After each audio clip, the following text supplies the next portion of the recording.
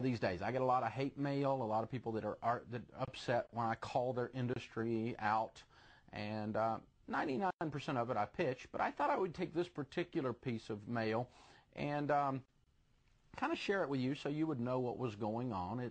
I was on Fox and Friends the other day, and was taking a call about how to deal with a credit card collector, and I did my normal thing that I've done for a decade and said, you know, you got to be careful with credit card collectors. They're scum. You can tell they're lying if their mouth is moving, and never give them electronic access to your checking account under any circumstances. They'll steal from you. They'll clean out your account, and do everything in writing because you can't trust anything they say, and so on. That's stuff I've said for a decade. And but I got a letter then, of course, as a reaction to that, from the president of a debt collection agency. His name is Mike Vericchio, I guess. Sorry, Mike, if I messed up your name. He's the president of Global Acceptance Credit in Arlington, Texas. Now, I'm not going to read the whole letter. I edited it because it's very lengthy and detailed and so forth, but just kind of give you a sense of this, and it'll give me a chance to teach some of you some of the distinctions and things that are out there and where I'm coming from on this.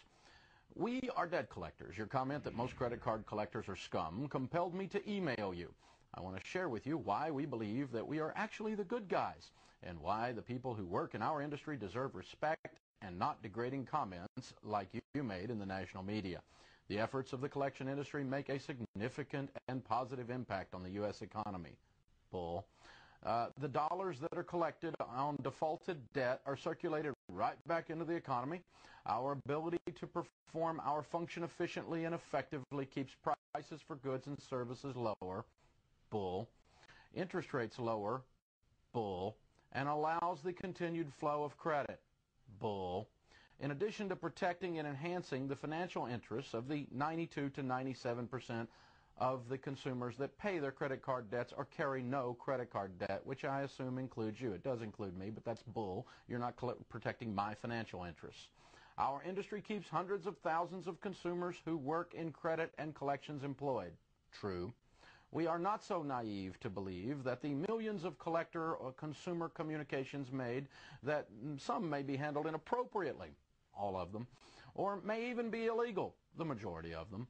Nor do we believe that, as in all industries, there are no bad apples in ours. However, your comment that most credit card collectors are scum and that debt collectors will drain your bank account if they have your checking account number exhibits your naivete of our industry, our mission, our people, and the facts. In summary, I want you to know your comments were inappropriate and do not reflect the truth regarding the vast majority of collections professionals. Well, Mike, let me first off tell you that there is no naivete in what I'm dealing with. I have dealt with people of your ilk and your employees' ilk for 20 years. Tens of thousands of cases. I didn't make this up. It wasn't a vague opinion that I pulled out of the air for purposes of melodrama. Credit card collectors are scum, and you can tell they're lying if their mouth's moving. Is there a possible chance that 1% of them aren't? Yeah, but it's so narrow that it's not worth even talking about. So, now, do I support your idea that somehow your industry is some highbrow, wonderful industry? Well, you may have that illusion about your industry, but I don't have any illusions about your industry. I deal with the scum you employ, and our counselors deal with them all over the nation. And so I'm under no illusion of the way they treat people. When you Discover Card or one of their representatives are debt buyers like your company is, the buyers of distressed debt, buying the stuff at pennies on the dollar, calls the single mom up. She doesn't answer the phone. Her kid answers the phone. And they say things like, well, get your mommy. Well, she's in the bathroom. Well, get her, because if you don't, I'm going to come get your toys because she hasn't paid her Discover bill. The kid runs crying to his mother and has all kinds of problems. This is the kind of crap we deal with. American Express asked my wife why she would stay with a man that wouldn't pay his bills. This is the kind of crap we deal with. We've had them clean customers' accounts out. We have them lie. We have them call 62 times in one day. We have them call at 4 o'clock in the morning. We have them call at 1 o'clock in the morning. We have them call repeatedly 7 times during dinner. We have them promise that they can garnish someone's wages when they've not yet executed a lawsuit, all of which are, by the way, illegal under the Federal Fair Debt Collections Practices Act. So they're breaking federal law when they do that. There's no agency out there that is armed or staffed or funded well enough to shut you people down when you misbehave. Otherwise, the majority of you would be shut down. Now, am I against a debt being collected? Absolutely not. Am I against you, Mike, buying the debt at pennies on the dollar from Citibank and attempting to make a profit by collecting it? Absolutely not. The thing I object to is that you and your organization and people like you break federal law on a daily basis. That's what I object to. The way you misbehave and the way you treat the people you deal with.